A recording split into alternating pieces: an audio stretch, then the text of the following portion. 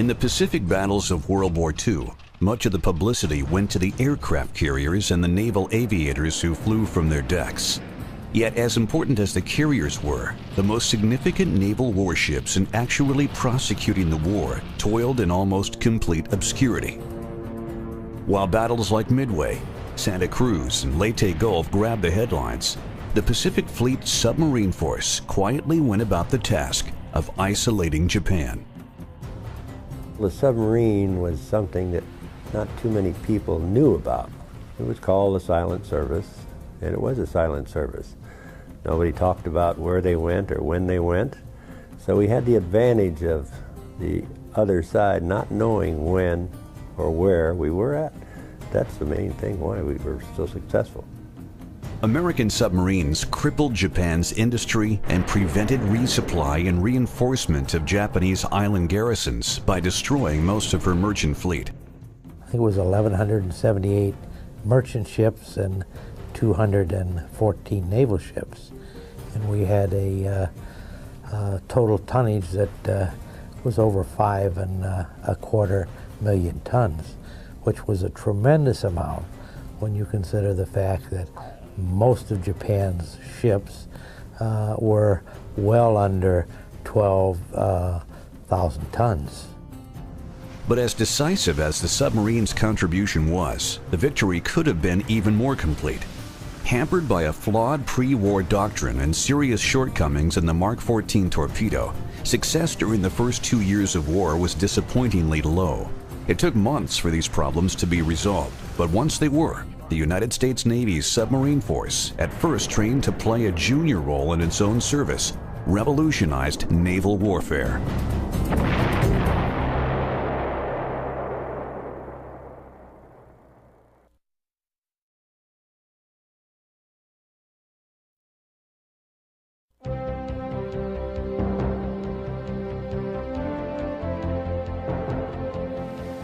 Today's nuclear-powered submarines are among the most technologically sophisticated machines ever built, combining advanced computer systems, precision navigation, sensitive sonar equipment, and devastating hitting power into one of the world's most lethal and stealthy weapons.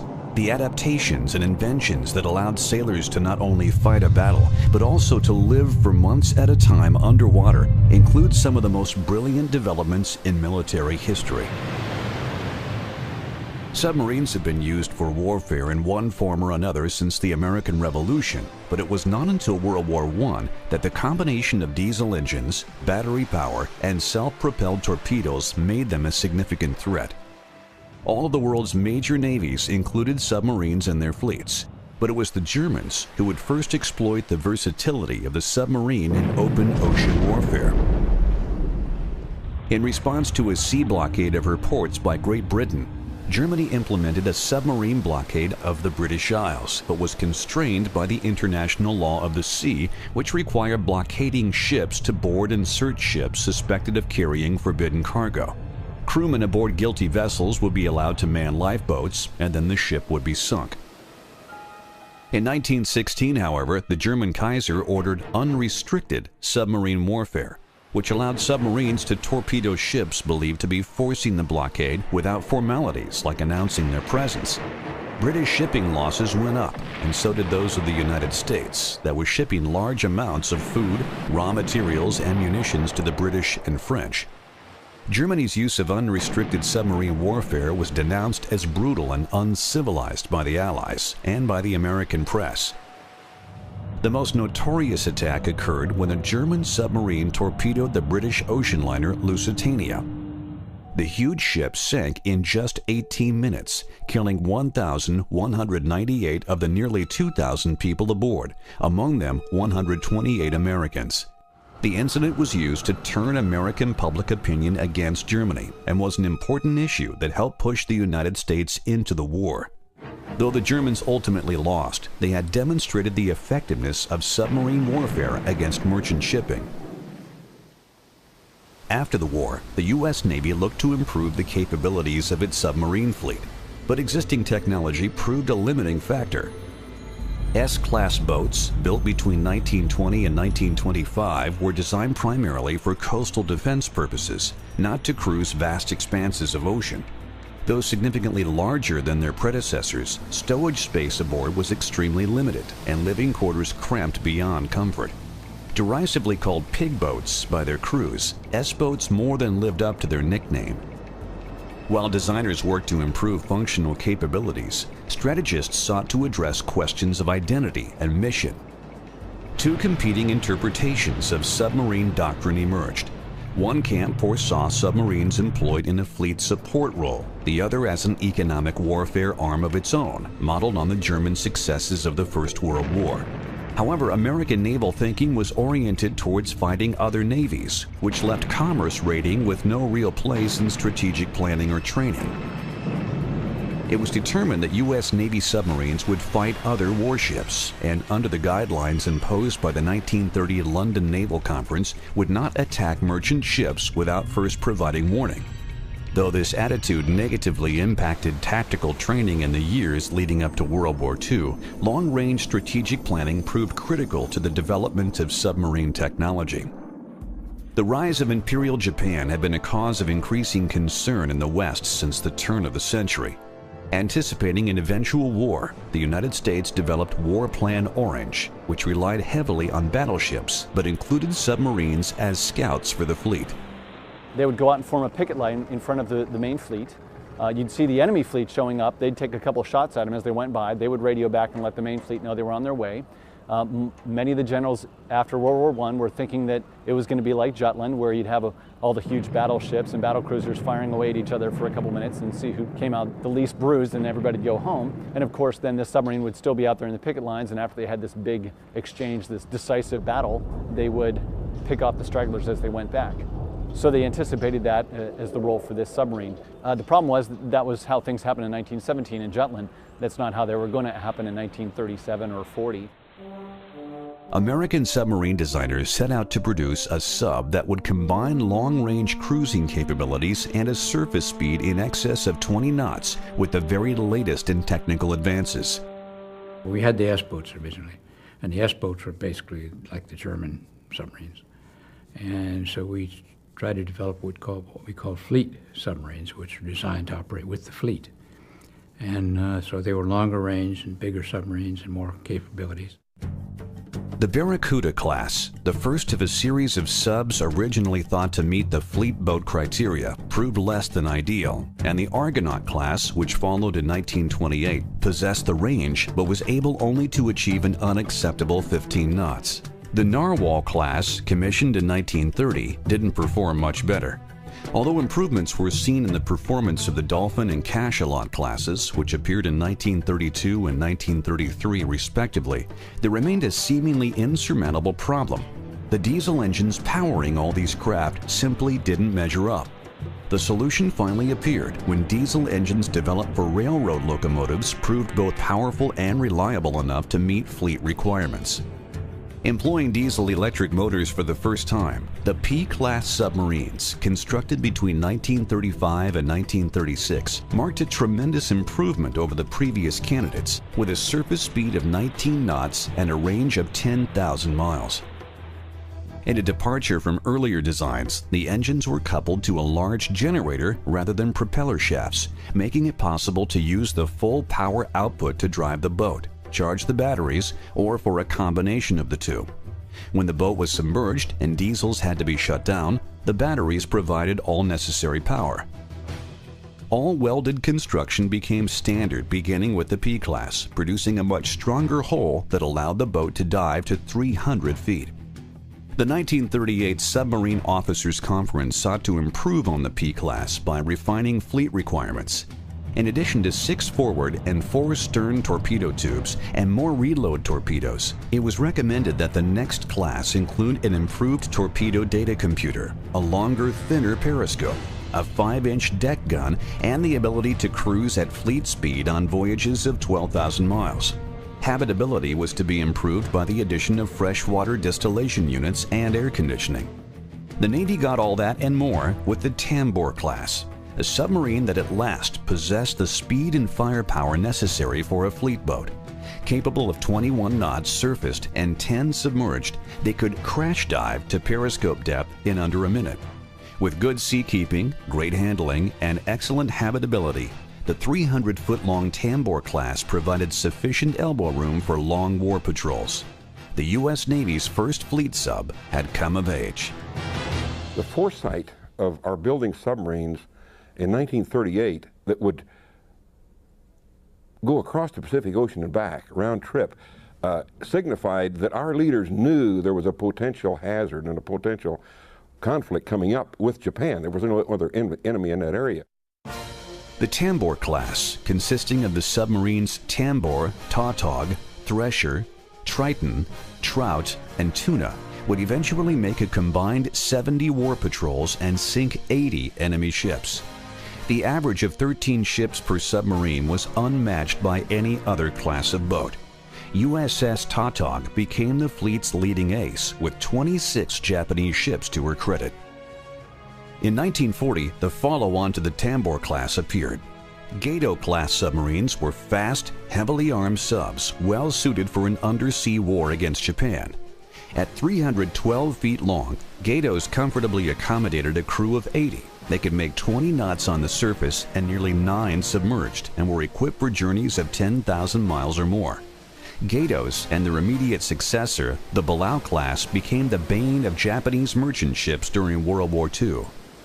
They were faster, longer range, and a lot more torpedoes, and a lot thicker hull. Our diving depth, Pollock was a riveted submarine, and the P-class was the last of the riveted submarines because they went to welded hulls after that. And she was a thin hull build.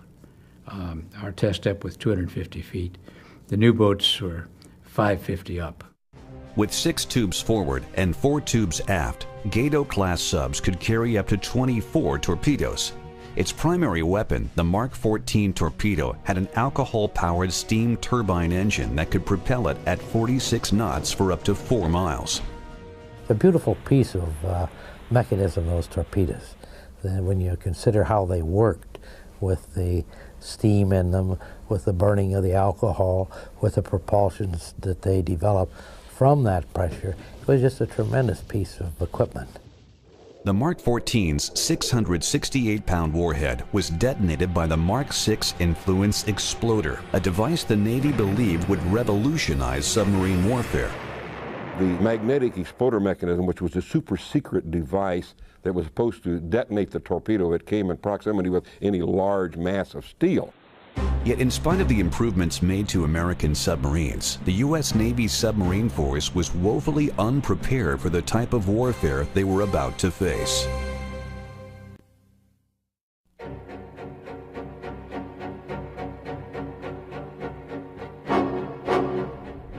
On December 7, 1941, there were 50 submarines attached to the U.S. Pacific Fleet.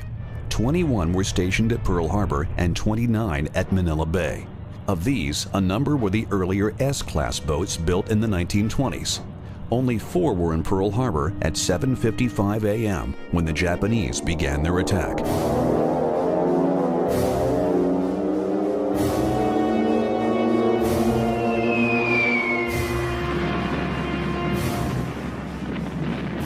I heard all this explosion like everybody else, and I thought, my goodness, can't they leave us alone on Sunday morning? We thought the Navy was practicing.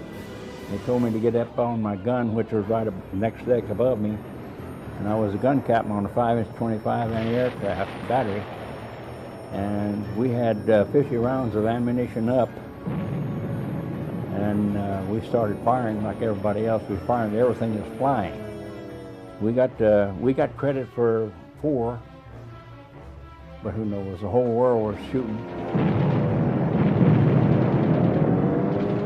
In little more than 2 hours, the Japanese caused personnel losses of more than 2,400 killed and 1,200 wounded, sank 4 battleships and damaged 4 more, sank or damaged 3 cruisers, 3 destroyers, 1 mine layer, and destroyed 188 aircraft. In the aftermath of the devastating attack, no surface fleet of any consequence remained in the Pacific. When Pearl Harbor happened, the Japanese didn't bother with the submarines. The submarine base was just a short distance away from Battleship Row. In fact, a couple of the guys on the boat said, yeah, they waved to us. They had their cockpits slid back and they would wave and smile and drop their torpedoes and go. And then right beyond the submarine base was our main Pacific oil storage tanks. They didn't hit them either. The loss of the battleship fleet greatly reduced the strength of U.S. naval forces in the Pacific and placed Navy planners in a situation they never anticipated. They now had only one weapon system immediately available to take the war to the enemy. There was no other arms to send out to hold the enemy back or get back at the enemy other than the submarines. The submarines carried the fight to the Japs until the surface fleet could repair their ships and get back on duty. Just hours after the Pearl Harbor attack, Admiral Harold Stark, the Chief of Naval Operations, ordered all available boats to immediately put to sea, and for those already underway to conduct unrestricted submarine warfare against anything Japanese. Stark's call for unrestricted warfare meant that U.S. submarine commanders could now seek out and attack any ship flying the flag of the rising sun. However, this new strategy presented some serious problems. Prior to the war, tactical planning called for submarines to support the Navy's capital ships. That doctrine was now obsolete. Furthermore, training exercises for submarine warfare had emphasized offensive operations against swifter warships and not against the slower lumbering merchant vessels which they were now permitted to engage. It's not surprising then that the submarine campaign got off to a slow start. The Navy had a Plan Orange that they had originally set up for the submarines part to work with the battle fleet. And that plan was no good, and it took quite a while for them to realize this, and it was the younger officers that came in there and took command that really showed them where they were wrong. And it was the older officers that had been taught that procedure, they had a problem breaking away from it. Within days of the Pearl Harbor attack, the boats based in the Philippines had left Cavite on their first war patrols to seek out and destroy the expected Japanese invasion forces. We went out the day the war started, the 8th out there, and we went up off Formosa, off Ticao, Formosa. And see, that was a big naval base up there, Ticao. And we were supposed to observe ships going in and out of there and surface at night and report, you know, such and such a size ship, you know, going on course so-and-so and all that. For Sturgeon and the other boats of the Asiatic Fleet, several factors combined to neutralize the effectiveness of these first war patrols. Caution first seemed to be the motto for many skippers, career officers who were generally older and more prudent. Few were willing to toss the pre-war rulebook by coming to periscope depth for an attack. Surface attacks were out of the question. Consequently, many of the early offensive maneuvers were made from the safety of deep water, using only passive sonar to determine range and bearing. We fired at ships in there, but I mean, we never got a chance to actually come up and see them, you know? Whether they sank or not, you know, we never did know. 96 Mark 14 torpedoes were fired in 45 separate attacks over the first weeks of combat, but there were only 3 confirmed sinkings. Patrols originating from Pearl Harbor in December 1941 and the first 3 months of 1942 were credited with sinking a total of 19 enemy ships, but were hampered by tactical and operational instructions. USS Gudgeon's first foray into Japanese home waters illustrates the point. Her skipper was advised to remain submerged during daylight hours within 500 miles of her patrol area to avoid detection by aircraft. As a result, Gudgeon spent 27 days submerged during her 51-day patrol, and of these, only 12 were on station. En route back to Pearl Harbor, however, Gudgeon sank a Japanese submarine, the first enemy warship sunk by a U.S. Navy submarine in World War II. Although some early patrols mounted from Pearl Harbor targeted Japanese home waters, most were assigned the far less productive Japanese Pacific Islands and the China coast. While the lack of offensive initiative, flawed doctrine, and poor tactical positioning contributed to the slow start, they were only part of the problem.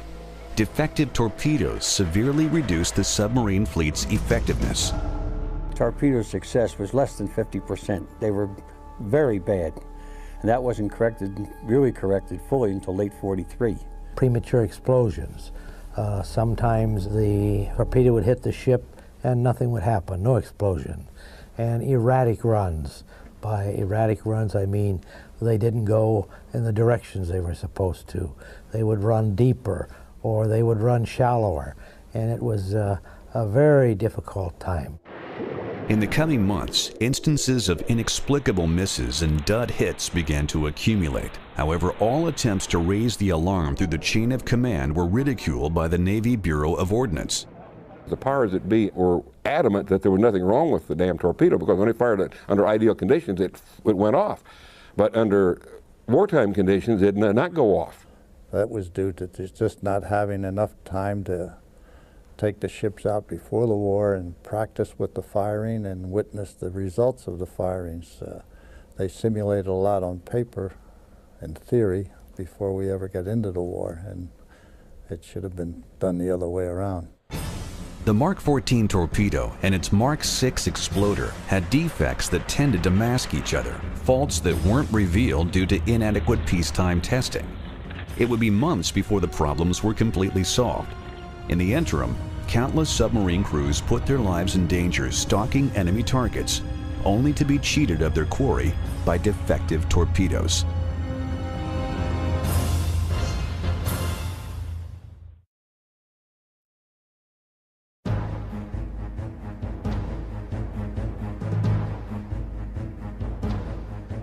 The problems facing the American submarine fleet early in the war were numerous, but such was the case for the Allies throughout the Pacific. Beginning with the attack on Pearl Harbor, Japan handed the United States and her allies a series of crushing defeats. Simultaneously with the attack on Pearl Harbor, the Japanese moved against Malaya, Hong Kong, and the Philippines. On December 8th, an air raid on Clark Field in the Philippines destroyed most of the American Air Force stationed there before it ever left the ground. 2 days later, Japanese bombers flattened the Cavite Naval Station in Manila Bay, home of the U.S. Asiatic Fleet. Nobody ever hears about, the beating they took out there, but they took a beating out there just like Pearl Harbor did, And, we wasn't in there, we was out when she got hit, Cavite got hit. But they got the Sea Lion there, and they put some holes in the Sea Dragon.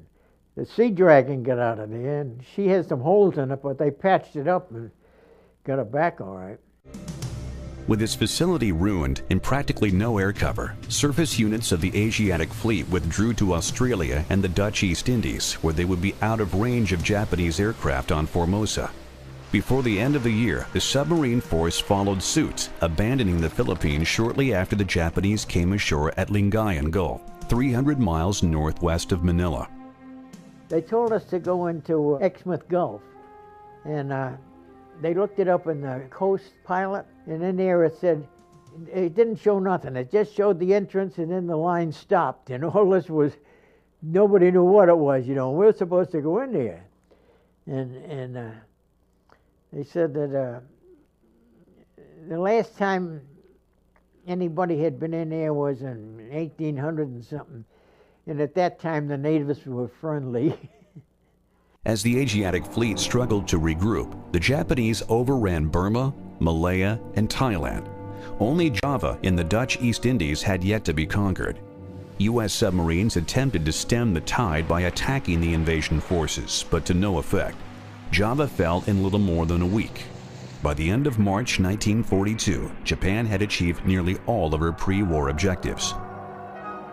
After the loss of the East Indies, U.S. submarines of the Asiatic Fleet withdrew to Perth Fremantle on the southwest coast of Australia.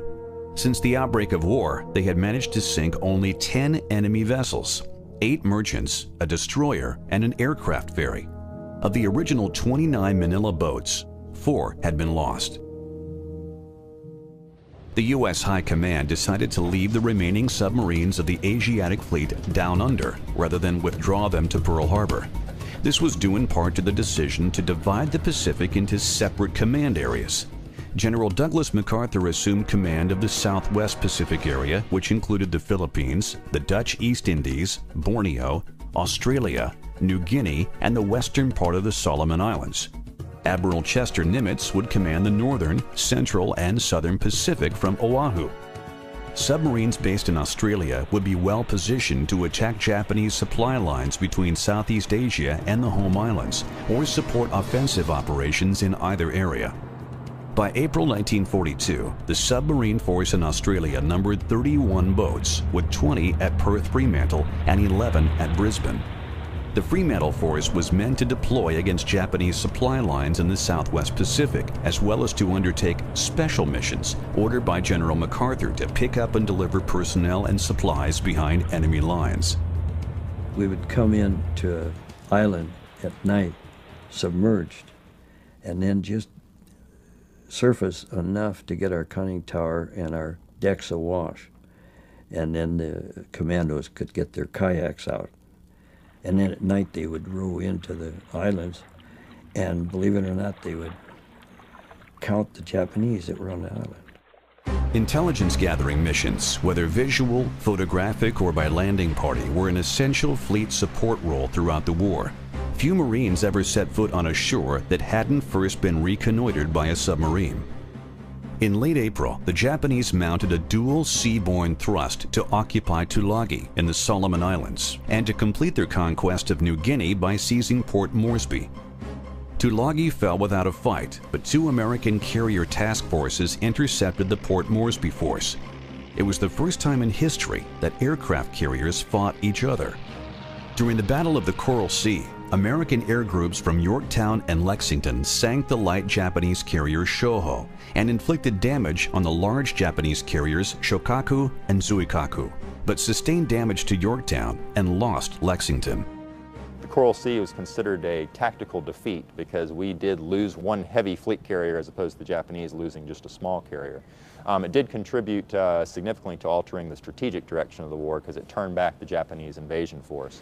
And it so decimated the air groups on board Shokaku and Zuikaku that it really prevented them from participating in the upcoming Japanese operation, which turned out to be the Battle of Midway. During the Battle of the Coral Sea, 4 submarines stationed in Brisbane were able to attack elements of the Japanese invasion force, but their only confirmed kill was a mine layer. 3 weeks after the battle, Rear Admiral Charles Lockwood assumed command of the Fremantle force. His first order of business was to verify growing evidence that the Mark 14 torpedo was malfunctioning, and tests revealed that the Mark 14 ran 10 feet deeper than it was set for. Skippers were advised to adjust running depth accordingly, but the number of sinkings remained disturbingly low. Continuing on the belief that the poor showing was due to ineffective skippers, many were relieved of their commands. At the beginning of the war, there were some that didn't seem aggressive, and they didn't because of the dud torpedoes. After you fired, made your proper runs and so forth, and your calculations and all are right, and you hear the duds go off, you really hesitate to go in there when you know they are heavy escorts and the chances are much slimmer of you getting a hit. And I think that had more to do with it than them being anything but good skippers. Just before the Battle of the Coral Sea, it was agreed to begin exchanging submarines between Australia and Pearl Harbor so that Fremantle's boats could return to the United States for refitting. During the transit to Australia, the Pearl Harbor submarines would undertake war patrols off Japanese-held islands. Under this arrangement, and augmented by newly commissioned boats arriving from the United States, war patrols from Pearl Harbor increased sharply during April and early May 1942. Once we were underway, everybody had a job to do. They had a station to be on. If they were like myself, I'm order machinist Matt, you were either in the engine room or in the auxiliary room doing your job, what you're supposed to be doing in your line of work. And then you were assigned like 4 hours on and 8 hours off. And it went on just around the clock that way. And a lot of people think 85 men, 60 days at sea, but you only saw a third of them because we were split up into 3 sections. And once you got settled down to a sea routine, your section was really the only ones you saw. Section on duty, that's what they were, on duty. And you didn't let anything distract you, because just a slip, you could put yourself in real trouble. It was totally demanding. It required every ounce of your energy and your strength, mentally and physically, and even sometimes you felt inadequate then. Under such extreme conditions, the level of military courtesy and discipline on board was far more relaxed than on a surface ship. We are pretty kind of lax. We wear sandals, and we have jeans that we cut short, and we have guys that wear a beard and earrings. There wasn't any stuffiness, you know. We called them sir, or Mr. So-and-so, their name. Or the captain, he was always called the captain, you know. It was such a wonderful association. While a newcomer on board might have had difficulty distinguishing between the captain and his crew, one aspect of the submarine service clearly stood out. They got the best food in the armed services in World War II. They always set out with, you know, frozen cuts of meat and whatnot, which of course were rationed at home, and the guys that were out in the field and, you know, Marines digging in here and guys going through the Battle of the Bulge didn't see sea rations or something like that. We always asked for the best that we could ask for. For example, filet mignon. They'd come in 50-pound boxes. They were all boneless. We didn't have room for bones. So everything was boneless, and we'd take them out of the packages. And in the wax paper, we'd put those in the freezer, and that's what we would operate on. When we left port, we ate like a king. And after about 20 days, it was getting kind of bad, and if you couldn't run up to a supply ship, you was eating K rations. As the patrol wore on, the deterioration of the food quality was rivaled by the foulness of the atmosphere. The average age of submariners in World War II was 19. That's the average age, which basically means it's a bunch of high school kids that are operating the most technically advanced, you know, vessel of war that exists in the world. So if you can imagine yourself stuck with 80 guys, all of which are about teenage or high teenage years, that are actually doing heavy labor down in the South Pacific, going through drills. Everybody's got smelly feet, the whole deal. They're not really changing their clothes too much, and you only get to shower about every 2 weeks. Now you can start to imagine what the smell in this thing would have been like when you combine that with hydraulic fluid and diesel fuel and whatnot. Though the increase in patrol frequency during the spring of 1942 improved the chances of success, the numbers returning from the battlefront continued to dismay fleet commanders. The Pearl Harbor boats were credited with sinking only 33 enemy ships between January and May 1942.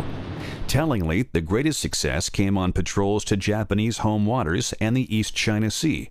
Stakeouts of Japanese bases in the Central Pacific continued to yield meager results. Warship is kind of hard to tell because they go too fast for the sub. By the time you see them, they're gone. You have to be lucky to be right in front and to cross your path. In mid-May, Navy code-breaking efforts provided advance warning of a major Japanese offensive aimed at Midway Island, just 700 miles from Pearl Harbor. Admiral Nimitz immediately deployed his 3 remaining aircraft carriers to intercept, and the result is often described as the turning point of the Pacific War. Though a major success for American surface units, the Battle of Midway was an exercise in frustration for U.S. submariners. Early in the war, we found that we were not as effective as we might be trying to operate with the fleet. At Midway was a good example. We had a huge number of submarines there trying to intercept the Jap fleet, and only one of them even attacked a ship. 19 boats had sortied from Pearl Harbor, but confusion, indecision, and poor contact reporting spoiled what might have been a signature battle for U.S. submarines. It was late on June 6th, with the battle largely over thanks to devastating air attacks launched from Hornets, Yorktown, and Enterprise, that the USS Nautilus fired 4 torpedoes at a disabled Japanese carrier. True to form, 1 failed to run, 2 ran erratically, and the 4th was a dud. The experience of the submarine force operating at Midway was disheartening, but later, as the number of available submarines swelled and the war moved into more confined waters with distinct shipping routes, the submarine's fleet role would be proven with devastating effect. Hoping to build on the shift in momentum that occurred at Midway, U.S. Marines of the 1st Division invaded Guadalcanal in early August. It was America's first offensive operation of the war. The campaign to secure the island lasted 6 months, and for much of its course, the balance teetered precariously from one side to the other. Consequently, the Southwest Pacific Submarine Force in Australia was regularly assigned interdiction missions in support of the Solomons effort, seeking to prevent the Japanese from reinforcing their island garrisons by sea.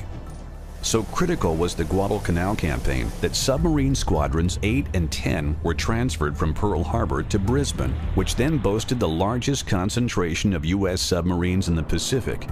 However, the resulting dilution of effort left only Lockwood's Fremantle boats and roughly half of the Pearl Harbor submarines to actively engage enemy supply lines. As the disappointing 1942 wound to a close, a tally of the campaign to date revealed that U.S. submarines had destroyed a total of 147 Japanese ships, or less than half a ship per patrol. Of these, only 2 were major warships. Significantly, missions to Japan, which numbered less than 1 in 5, accounted for nearly half of all the ships sunk.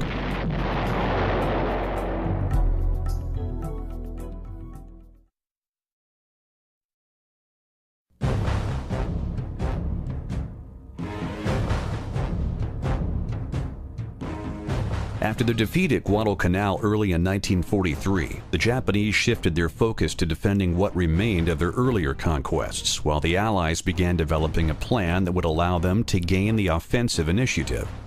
With war materiel of all kinds beginning to flow from the United States, the Allies were able to pursue a dual-pronged strategy. Forces under the command of General MacArthur would simultaneously attack the northern Solomons and leapfrog westerly along the coast of northern New Guinea, isolating Japanese garrisons stationed there and ultimately bypassing Rabaul. Admiral Nimitz would begin the drive across the central Pacific with invasions of Tarawa and Macon in the Gilbert Islands before proceeding further west across the Pacific toward Japan. Such ambitious plans would take some time to put in place, so again, it fell to the men of the Silent Service to keep the pressure on. By mid-spring 1943, the submarine force at Pearl Harbor, now under the command of Rear Admiral Charles Lockwood, had grown to 50 boats. The main submarine's Pacific headquarters at Pearl Harbor and the advanced base at Midway hummed with activity as boats returned from patrols for refitting or set sail for the war zone. The base at Midway provided a fueling station 1,100 miles closer to Japan and did much to improve the logistical situation for SubPac. Between April and August, an average of 18 SubPac boats left each month for war patrols of 40 to 50 days. Notably, over half were targeted at enemy shipping in Japanese Empire waters and the East China Sea. This shift in deployment marked a significant change from the strategy that had continued to place a high priority on hard-to-target enemy capital ships in spite of poor results, and was further justified by the 4th War Patrol of the USS Wahoo. When the Gato-class submarine Wahoo arrived at Pearl Harbor in August 1942, she joined a submarine force struggling to find success. Her first 2 patrols were marked by attack failures, but when charismatic Lieutenant Commander Dudley Mush Morton assumed command at the end of the year, her fortunes and the rest of the submarine fleets began to change. Personable with his crew and aggressive in his leadership, Morton reorganized Wahoo's patrol procedures. Wahoo transited to her 3rd patrol's operating area on the surface in daylight despite the threat of Japanese planes. He trusted his executive officer, Richard O'Kane, to make all periscope observations during attacks, which allowed Morton to better evaluate the entire combat situation. As commanding officer of USS Tang, O'Kane eventually became the submarine force's leading ace of the war, credited with destroying 31 ships.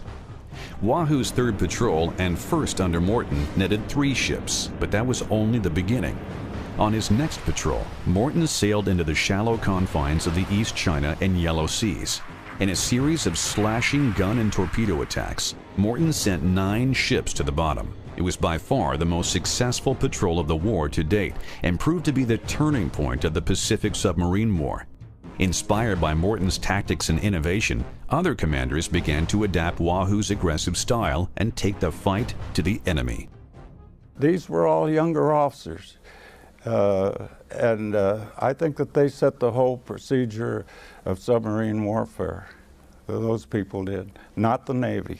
As far as doctrine that we had been schooled in, as far as the depth that we would travel, when we would put the periscope up and that sort of thing, this was developed in the field by our own skippers and breaking away from the old conservative, non-aggressive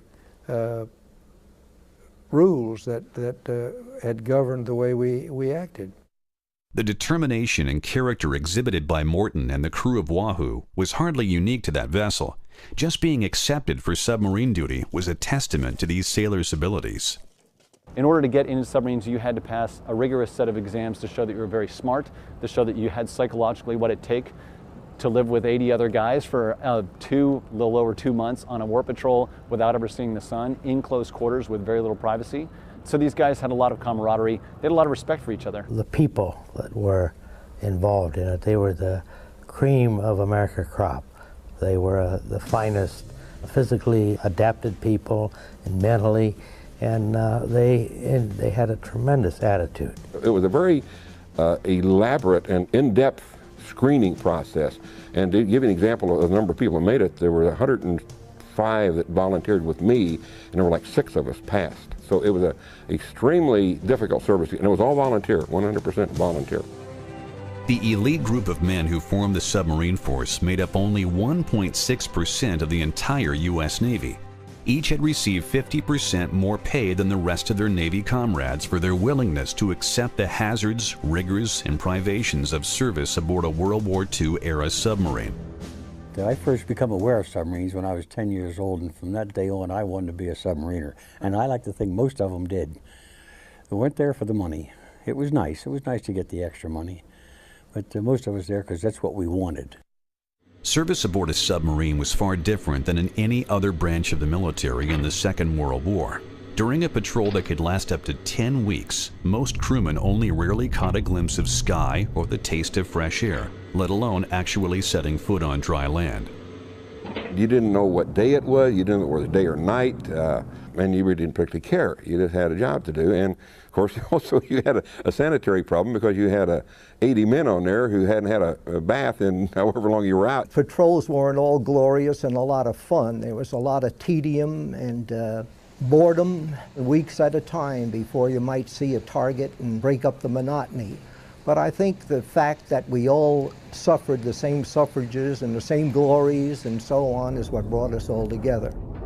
Along with the monotony, training drills were another fact of life for submariners.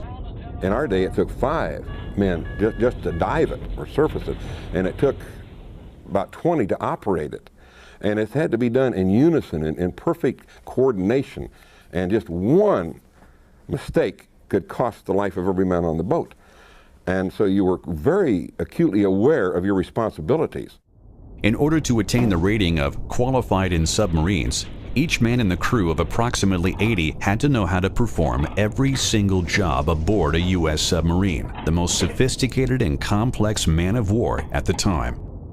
Every single person on this boat had a job to do, and if they didn't do their job, everyone else on the boat could literally die. Anyone from the captain right down to the cook had to know what every single thing did in every compartment. So if you were in that compartment when you underwent some kind of attack or there was some kind of emergency, you would know what to do in order to save the boat. Of course, the very first patrol that you go out on, of course, you're a new man and you've really got to learn things. So it's up to you to find out what it's all about on board. You know, just really investigate and ask questions.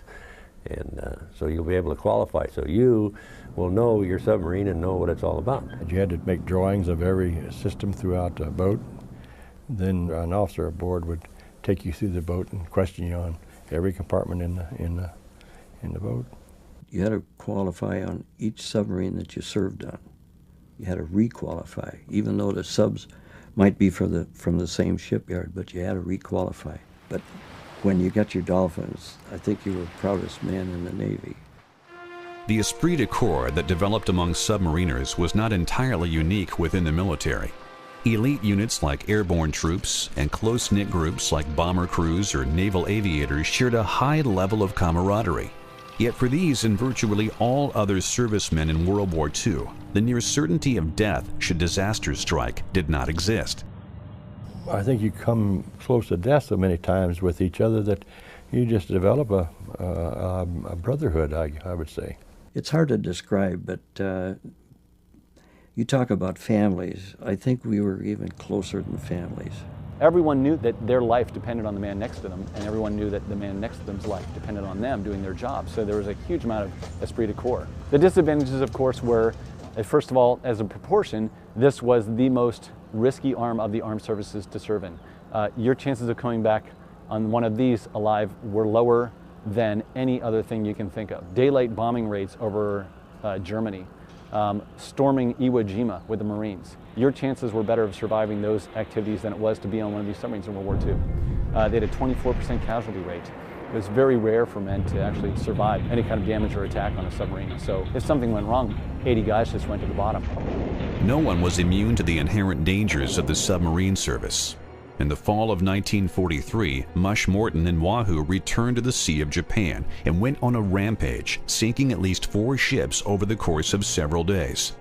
While attempting to exit via La Perouse Strait, Wahoo was detected by Japanese anti-submarine aircraft, and a coordinated air and sea attack commenced. Morton and his crew of 79 men were never heard from again.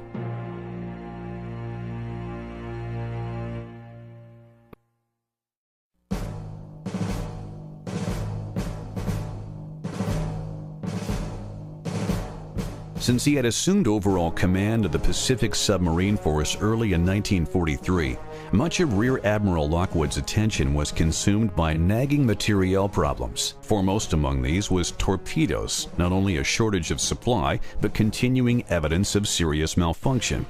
Lockwood's tests at Fremantle in mid-1942 established that U.S. torpedoes were running too deep, but after correcting the problem, torpedo performance failed to improve. Premature warhead detonations, believed to be the result of a too sensitive magnetic influence exploder, continued to bedevil the fleet. Lockwood convinced Admiral Nimitz to rely solely on the Mark 14's contact exploder. But even with the magnetic feature disabled, Pacific Fleet submarines continued to experience a significant percentage of duds. I know one particular run we made, we fired 19 torpedoes and we could hear them hitting the hull. And we were being fired on from the direction the torpedoes were coming from. But we never got any damage done. You never saw such a dejected bunch in your life as you did when 4 torpedoes were fired and the sound man heard 2 of them hit and none go off. It was frustration of the first order. During a series of experiments conducted in Hawaii in September 1943, it was determined that when a torpedo struck at a 90-degree angle, which was considered ideal, the firing pin would buckle, which in some cases prevented it from contacting the exploder cap. Merely installing a stronger firing pin resolved the issue. With this simple modification, the performance of the Mark 14 torpedo finally reached acceptability, but it had taken half the war to get there. The ongoing shortage of torpedoes, a persistent problem early in the war, was remedied by the gradual introduction of the Mark 18 electric torpedo beginning in mid-1943. Although slower than the Mark 14 and somewhat limited in range, the Mark 18 left no telltale wake that could give away a submarine's position. Almost invariably after you fired torpedoes, the escorts could see the torpedo tracks and they knew where the torpedoes came from. And they just run down the torpedo track expecting to find a submarine at the other end, and they usually would. And Japanese anti-submarine efforts were primarily passive or listening sonar rather than active sonar where you ping like our ASW efforts were largely. And Pollock wasn't as fast as the new submarines, but also she was very noisy. If they were going to be listening, the submarines that made the most noise were the ones they'd hear first, and that was us.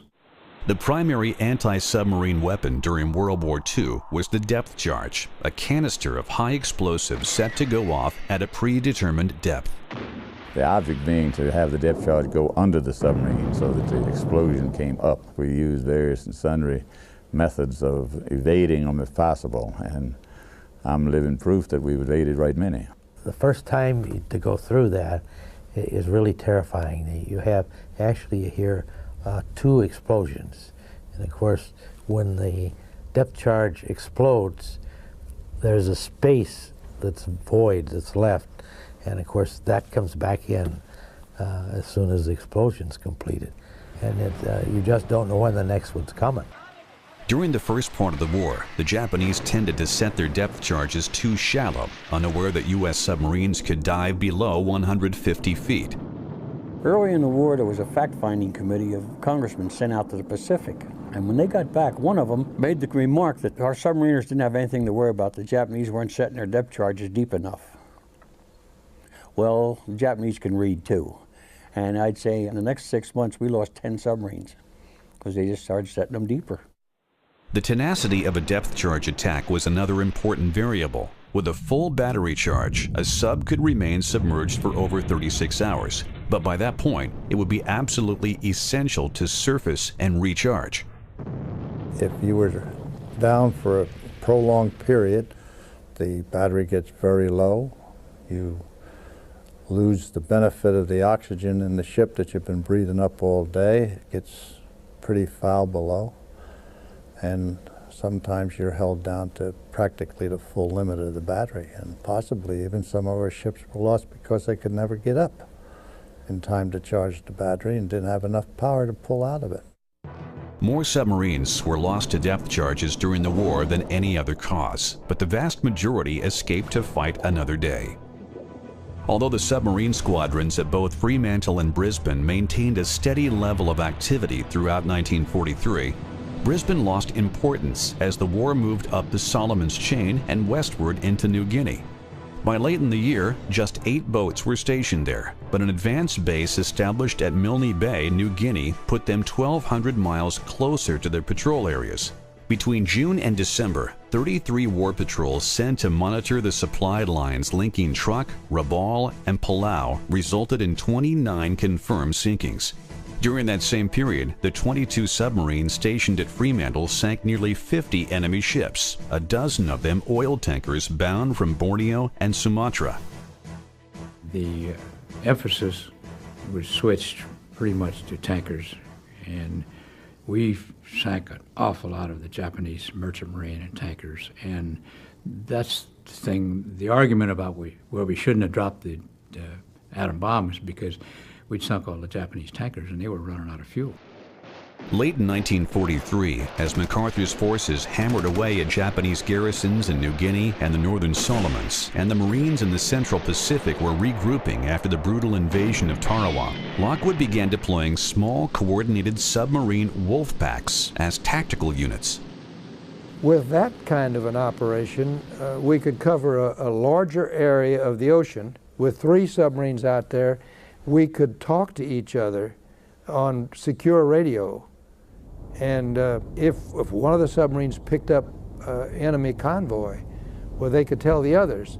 And then the Commodore could order the others into a position where he thought they might all have an opportunity to attack some of the ships in the convoy. Communications and coordination among Wolfpack members at sea was often difficult, but during the last 2 years of the war, wolfpacking became increasingly common, particularly for commerce raiding north of Luzon, where several Japanese north-south convoy routes from the conquered territories converged.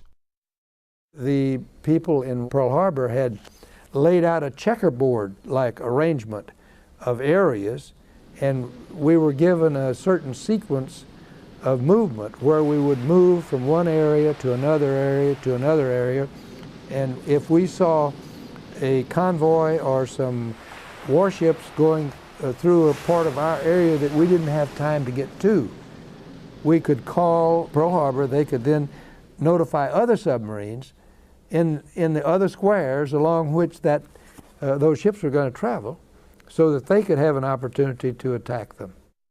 Along with tactical innovations that continued to evolve throughout the war, new boats arriving in the fleet added ever greater capabilities. Palau-class submarines, the first of the thick-skinned boats that integrated higher-strength steel in the pressure hull, were introduced in 1943. Almost identical in appearance to Gatos, the important difference was in design depth. The Palau class was rated to 400 feet, a full 100 feet deeper than Gatos could go. Tench-class boats, which began to appear in 1944, could exceed 600 feet. They could go twice as deep as we could, and It took twice as long for the depth charges to get down there, and the depth charges are only half as accurate or less on the new fleet boats as the old ones. Regardless of class, fleet submarines underwent a constant program of modification, much of which was carried out by submarine tenders, auxiliary ships specially equipped to perform maintenance and provide logistics support for submarines. The advantage of putting submarine supplies, spare parts, service facilities, and berthing on a surface ship was that it made them as portable as the submarines themselves. Setting up a new forward submarine base became almost as simple as dropping anchor. When the submarine came alongside, maybe they had some problem with their motors or something, electric motors or something, and the machine shop could take care of those things, and the torpedoes or whatever. And then they also have food that they could take some food for them. And they always have a crate of oranges, fruit for them right away on they take out to the submarine. And we also had an ice cream making machine there in the on the tender for things like that. So like more supplies and repairs, small repairs, main function of the tender. Fleet submarines back from the front often required little more than fuel and provisions, but just as often, major repairs were in order. Diesels were repaired or replaced, leaking bulkheads made fast, and electronic gear updated.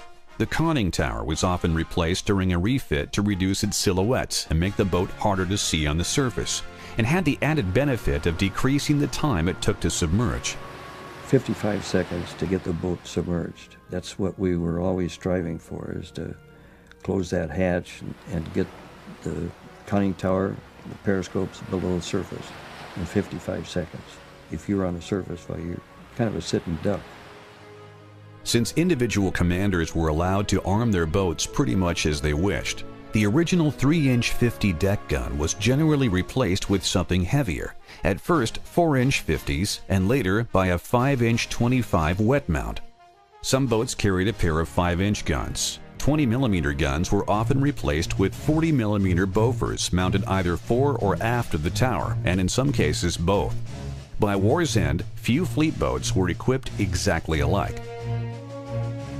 With the refit complete, provisions and supplies were brought aboard and packed into any available space. Loading torpedoes was one of the most difficult parts of this process. We would lift them from the dock or the ship or wherever was supplying it and put them on the skids of the torpedo room. And they were put down with chain falls, cables put on them to ease them down the skids. And many times the torpedo took a route of its own and continued down the skids, went into the tubes, went into the bilges, and all different directions, even though they were under some pretty tight control. And it was a very laborious operation, and it was a damn back-breaking operation was what it was. With the boat reprovisioned, the submarine once again set sail for the war zone. Days later, after performing an endless series of drills that shaved precious seconds when submerging or surfacing, standing watch, manning battle stations, and performing their normal duties, the boat finally arrived at the patrol area. Early in the war, this would have meant long days spent underwater, hoping for enemy contact while waiting for nightfall to resurface and charge batteries. But ongoing improvements to the submarine's detection gear made that procedure a thing of the past. Though the electronic suite provided many benefits, the single greatest advantage American fleet submarines possessed over the Japanese was radio detection and ranging, or radar. From the very first days of the war, most American subs were equipped with a rather primitive setup called SD, which was non-directional and had a limited range of between 6 and 10 miles. SD was an air search system useful only in detecting enemy aircraft, but it did allow boats to operate on the surface even in daylight. The biggest scare had to be airplanes, because them suckers, they'd be real high and then they would come down, and your lookouts, you're watching the horizon. You're not looking straight up. A new system, type SJ, first appeared in mid-1942 and was installed aboard all U.S. submarines by early 1943. Unlike SD, SJ radar was directional and provided the exact range and bearing of surface targets. Its reach was limited by the height of the retractable mast, but even so, targets could be electronically detected long before they were visually sighted. Ships that may otherwise have passed unnoticed were now exposed to submarine attack. It's a great advantage, a very great advantage, because they were quite, in the beginning of the war, they didn't know that we had radar, so we had a big advantage over them, and we could operate at nighttime and during storms and all that, and they did not have the advantage of knowing that we were there. While the Japanese had superior night optics and excellent sound detection gear, only their carriers and battleships possessed radar, a fact that shifted the odds decisively in the direction of the Americans. Consequently, with the new SJ sets aboard, the submarine fleet developed a new method of attack known as the end-around. We would pick up a Jap ship and we could plot their course and then go flank speed ahead and get ahead of them. And if we had to submerge in the daytime, why, we would submerge and then wait for them to come by and knock them off. If it was at night, well, we'd stay on the surface and fire from the surface at night. If we saw an airplane or heard an airplane, we would submerge, but we would stay on the surface as much as we possibly can because we could maneuver better. We had more speed to do what we needed to do to get around and take position to be able to fire torpedoes at the enemy ships. Fire control, the process of tracking targets and aiming torpedoes, required far more than simply looking through the periscope. The immediate problem was determining the target's course and speed, a painstaking procedure made vastly easier by the torpedo data computer, a system that simultaneously tracked a target and adjusted the aim of the torpedoes. A series of periscope observations of the target's position, course, and speed were made, and as the fire control problem developed, the TDC provided increasingly accurate directional instructions to the torpedoes. A proper solution was usually obtained after 3 or 4 observations.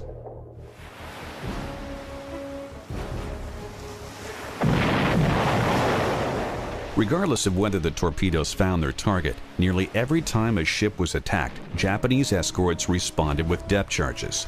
For the submarine, the best response was to immediately dive and commence silent running, a tactic that reduced the chances of detection by enemy sound listening gear by operating in a state of complete quiet. Our operating depth then for depth charge attack was, depending on the water underneath, it was about 300 feet.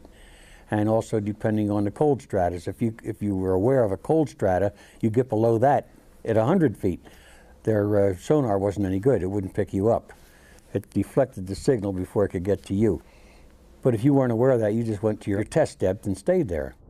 Soundmen played a leading role in evading depth charges by determining the range and direction of pings sent by Japanese sonar emitters. The submarine would maneuver to put the attackers astern, then slowly withdraw from the area. We evaded a lot of them, and I'm sure that later on, right many of the boats that got sunk were because they either didn't use that method of escape or they just weren't lucky enough to use it. I think that we were lucky. Technical and tactical innovations combined to make 1943 a significantly better year for submariners.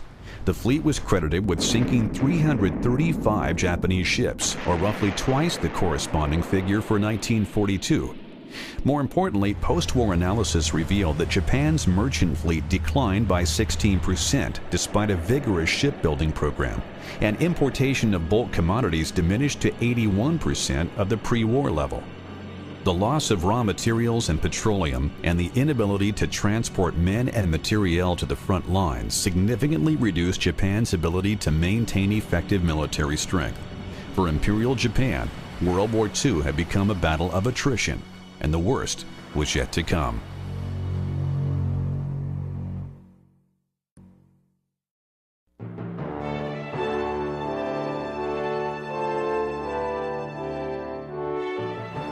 In 1944, the silent service finally hit its stride as the operational deployment of the submarine fleet was coordinated to match the strategic requirements of the war. When combined with improved torpedoes, better radar, new tactics, and an ever-increasing number of newly commissioned boats, it spelled doom for the Japanese merchant fleet. By the time Admiral Nimitz's cross-Pacific thrust reached the Marshall Islands in January 1944, the Pacific submarine fleet numbered nearly 100 boats, with 60 submarines assigned to Pearl Harbor and 36 to Australia. Boats of the Pacific and Southwest Pacific Fleet were kept busy supporting both the Marshall's campaign and U.S. carrier strikes against Truk, the most formidable enemy stronghold in the Pacific and forward anchorage for the Japanese Imperial Fleet. We knew it was a strong, fortified situation, and a lot of us that had just heard about it, studied it a little bit, I'll have to admit, I was a little apprehensive about Truk, not having any idea what we were going to run into. We just knew there was a lot of stuff there. Though concern regarding a strike on Truk was certainly justified, the operation turned into a rout. In 2 days and 1 night of attacks, the air groups of Task Force 58 sunk or incapacitated most of the ships and aircraft they found there. Though capital ships were absent, thousands of tons of vital merchant shipping succumbed to the torrent of bombs and torpedoes. When the raids were over, Truk lay in ruins, never again to pose a significant threat to the Allies. In the aftermath of the all-out assault on Truk in mid-February, the Imperial Navy fell back on the Palaus. By April, under growing pressure from naval and land-based air attacks, the fleet had dispersed to Davao and Tawi-Tawi in the southern Philippines, Surabaya on Java, and Singapore in Malaysia. With Navy codebreakers providing advance warning, numerous attempts were organized to intercept these Japanese withdrawals. Although a number of Japanese freighters and auxiliaries were sunk, the only major warships destroyed during these patrols were 3 light cruisers. Increased pressure on the Empire, East China Sea, and Kuriil Island supply routes paid bigger dividends. Operating from advanced submarine bases in New Guinea and on Majuro in the Marshalls, submarines of the Pacific and Southwest Pacific Fleet sank 183 ships, or nearly 750,000 tons of shipping in the first 4 months of 1944. With Truk eliminated and the Marshall Islands secure, Allied forces in the Central Pacific set their sights on the Marianas Islands of Saipan, Guam, and Tinian. From air bases on these islands, long-range B-29 bombers could reach Japan. Beginning on June 11th, carrier-based air groups mounted a series of powerful strikes on Saipan as a prelude to invasion. Submarines were deployed to interdict any Japanese attempts to reinforce the island and to provide lifeguard services for downed airmen, a procedure introduced for all large-scale fleet offensives beginning with the invasion of the Gilbert Islands in 1943. There was hardly an airstrike that was made that didn't have submarines standing lifeguard duty then. We retrieved 6 pilots in all. Anticipating an eventual move on the Marianas, the Japanese had prepared a plan that would exploit the longer range of their aircraft. Pilots would shuttle between carriers at sea and air bases on Guam and Saipan, hitting the Americans coming and going, while allowing their carriers to operate beyond the range of an American counterstrike. In mid-June, as the Marines fought their way ashore on Saipan, the remaining elements of the Imperial Fleet began to converge in the Philippine Sea for the decisive battle the Japanese had long sought. But they were not alone. American submarines detected and trailed the enemy forces, all the while relaying critical information to the American fleet off Saipan. When the Japanese launched their aircraft early on the morning of June 19th, they were flying into a trap. Few of their pilots survived to even attempt an attack on the American task forces covering the landing. By this point in the war, American air superiority made any engagement with the U.S. Navy nearly suicidal. All of a sudden, my eyes practically bugged out. I saw a group of about 50, 60 enemy planes, all motley group, no formation type thing at all. Well, I started on down, I wagged my wings, and I started going down. All of a sudden, my eyes apparently were so big from seeing this grand opportunity that I saw another plane, another of our planes, had designs on that same plane that I was going for, and I'm sure we'd have collided if I hadn't aborted that particular pass. But anyway, I pulled back up again, and then I started. And you hear these stories of what the guys were doing. Go for the lead man, dive at the lead, and then break them all up. Well, there were just too many of them. We had to work fast because we weren't far from our fleet. And to me, you pick them off the edges. And pick them off he did. During the Battle of the Philippine Sea, subsequently dubbed the Great Marianas Turkey Shoot, Alex Verasu knocked down 6 Japanese dive bombers in a span of 8 minutes on his way to becoming one of America's leading aces. All told, the Japanese lost nearly 350 aircraft and 3 aircraft carriers, including 2, Taiho and Shokaku, which were sunk by U.S. submarines. Though a great success for naval aviation, the battle marked a high point for the submarine force working in concert with the fleet. Effective scouting, efficient communications, and intelligent handling, not to mention several smashing torpedo attacks, combined to give the submarine force a leading role in a victory that permanently crippled Japanese naval aviation. After the Battle of the Philippine Sea, American submarines refocused their efforts on enemy supply lines with renewed intensity and devastating effect. By late August, wolf packs appeared in Luzon Straits and the East China Sea from new Pacific Fleet submarine bases at Saipan and Guam. By the end of the year, they'd sent nearly 150 ships to the bottom. Meanwhile, boats of the Southwest Pacific Fleet patrolled the Japanese oil pipeline from Sumatra and Borneo from advanced bases at Manus in the Admiralty Islands and at Mios Wendy just east of Biak. In July through October alone, boats of the Southwest Pacific Fleet sank almost 100 enemy ships.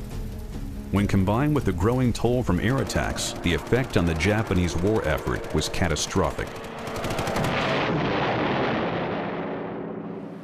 Occasionally, the survivors of a submarine attack were taken prisoner, but these instances were relatively rare. Like their counterparts on land, most Japanese were reluctant to surrender.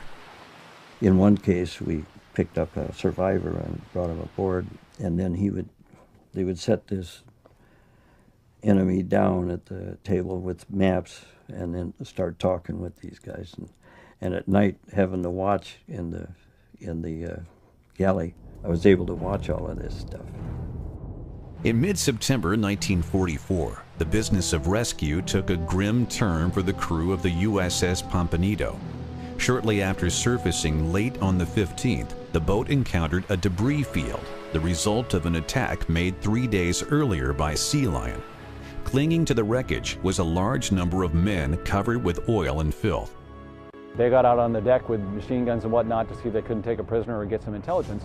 And as they got very close to one of these rafts of men, they heard one of the men yell out, "Great, first you bloody Yanks sink us, and now you're going to bloody shoot us." And at that point they realized, obviously they were speaking English, they must be friends of ours. And the story is that if you've ever heard of or seen the movie or the book Bridge Over the River Kwai, it talks about how the Japanese, after capturing Singapore, had taken those men in the army and actually used them as slave labor to build the Burma Railroad. Well, these men had actually been used for 2.5 years as slaves to build the Burma Railroad down in Southeast Asia. And the Japanese were actually transporting about 1,400 or 1,500 of them back to the mainland Japan to use as slave labor in those factories. They crammed them into one of the holds on one of the ships and one of the holds on a second ship. We did not know they were in there. And so, of course, encountering the convoy, we went and sank the ships. Well, that first ship that was sunk actually had about 1,450 men on it, allies, prisoners of war. And the Japanese, after it was sunk, picked up all their seamen, their naval officers and whatnot, and they left these men to die. As the Pomponido came through, they realized that these were our allies and immediately got on the radio signaling any other submarine in the area to come by and help them rescue. Before they left, the Pomponido picked up 73 men, both Australian and British prisoners of war, and 72 of them survived the trip back to Saipan, and they were all repatriated. Joined later by Sea Lion, Queenfish, and Barb, the 4 submarines eventually rescued 159 survivors. More than 1,000 men were lost, swelling the ranks of other Allied POWs who suffered a similar fate.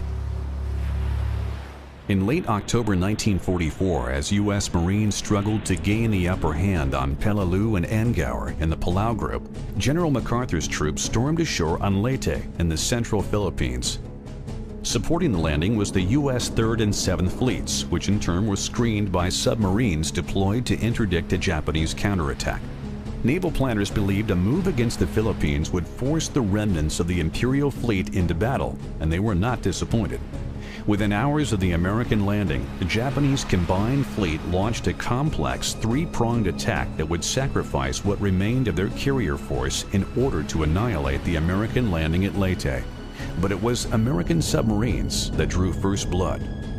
Patrolling west of Palawan Island near midnight on October 22nd, the SJ radar sets aboard American submarines Darter and Dace detected the Japanese center force bound for San Bernardino Strait at a range of 30,000 yards. Darter and Dace pursued on the surface at full power with the intention of making a submerged attack at first light. Darter struck first, sinking the heavy cruiser Otago and damaging her sister ship Takao. Minutes later, Dace followed with a spread that sank Maya. In a separate attack west of Luzon, Bream disabled another Japanese cruiser, the Aoba. It would get little better for the Japanese.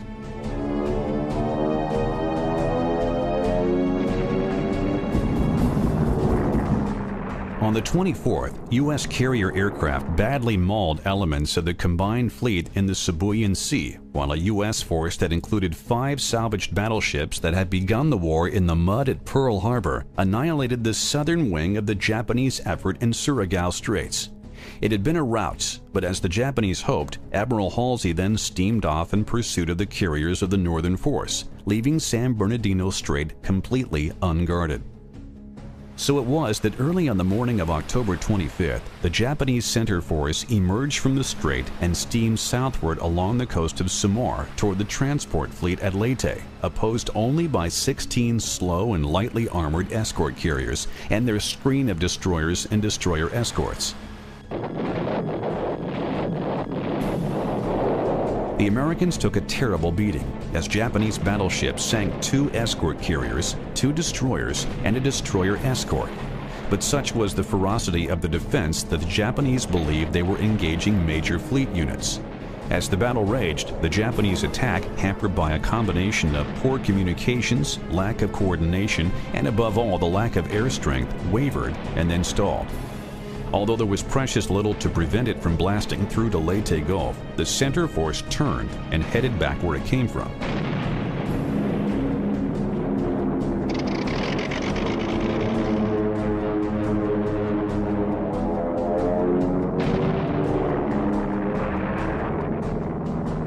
Far to the north, Halsey found the Japanese carriers and sank all 4 of them, leaving what remained of the northern force to run a gauntlet back to Japan through several scouting lines of submarines, which succeeded in picking off a light cruiser and a destroyer. The battle for Leyte Gulf was the greatest naval fight in history, and when it was over, the Imperial Japanese Navy had ceased to exist as a fighting unit. More than 30 boats from the Pacific and Southwest Pacific fleets participated, proving the viability of submarines operating with the fleet by not only providing crucial sighting reports, but by sinking or heavily damaging 6 enemy combatants.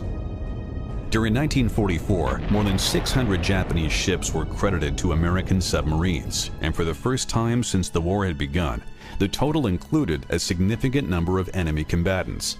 The United States and her allies had gained undisputed control of the Pacific Ocean, and the submarine force played a key role in the victory.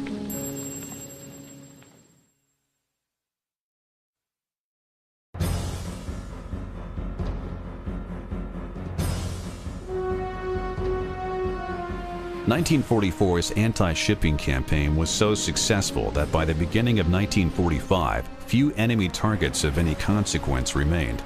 Unable to replace losses to its merchant fleet with new production, Japan was forced to employ small wooden fishing boats called sampans. Consequently, submarine skippers began thinning out the sampan fleet. Toward the end of the war, there were not as many steel ships out there, but more or less wooden. And sometimes we would take deck guns to those after we got the crews off, and we'd sink them with deck guns. During the closing stages of the war, submarines acted increasingly as submersible gunboats, pursuing the remaining quarry up and down the Japanese coast. Lifeguard duty became more commonplace as well, as air attacks on mainland targets grew in intensity. The Navy had submarines, spaced every 100, 200 miles above Iwo Jima. And then below Iwo Jima, then there'd be surface vessels, and they were all plotted, and you knew exactly where they were, and you had flimsies to tell you their coordinates. So if you had a problem, the idea was to ditch near them so you get picked up. Otherwise, it might be curtains. Of all the people that ditched in B-29s, I was lucky enough to be one of those.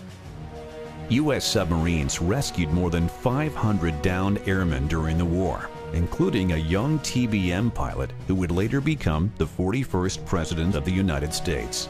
And while rescue missions were often routine, they were not without risk. The threat of air attack, whether by enemy or friendly forces, was a constant concern. When these pilots ditch, why, their buddies are making runs on us too. I mean, they see a sub and they were kind of careless, and they didn't make a distinction of who it was, as though we threatened those guys and say, hey, if you guys keep on doing this, we're going to leave your buddies in the water.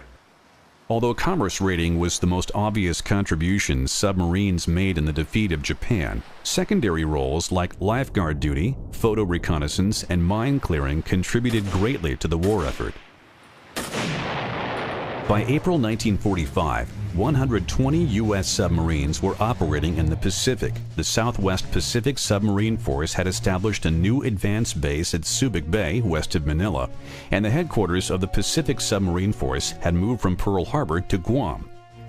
With Iwo Jima in possession of the Americans and the campaign to secure Okinawa just beginning, the outcome was no longer in doubt. Japan was finished, her war-making ability all but eliminated by the predations of American submarines on her merchant fleet and an endless stream of air raids on the home islands that crippled the civil and industrial infrastructure. The effectiveness of strategic bombing has to be laid against the fact that most of those factories were not operating anywhere near their capacity because the supplies of raw materials coming in had been choked off, and also the ability of the Japanese to move completed goods, aircraft, tanks, to their overseas possessions was severely curtailed by the fact that the merchant fleet had virtually evaporated by that stage. After 3.5 years, Japan, which had begun the war with 6 million tons of merchant shipping, could scrape together just 1,200,000 tons. The atomic bombs dropped on Hiroshima and Nagasaki in early August marked the end of World War II. The formal surrender instrument was signed on the deck of USS Missouri in Tokyo Bay on September 2nd. Appropriately, Vice Admiral Lockwood participated in the ceremony with a dozen submarines and their tender anchored nearby. The success of the submarines in World War II, I think, speaks for itself. No military service can compare with what was accomplished. With less than 2% of the Navy's personnel, they sunk 65% of all the Japanese ships sunk. That was the entire Japanese maritime fleet, plus 1/3 of its men of war, including the largest ship ever built. We thought we got our revenge, and with the number of ships that we sunk, like I say, the American submariners, they carried a fight to Japan.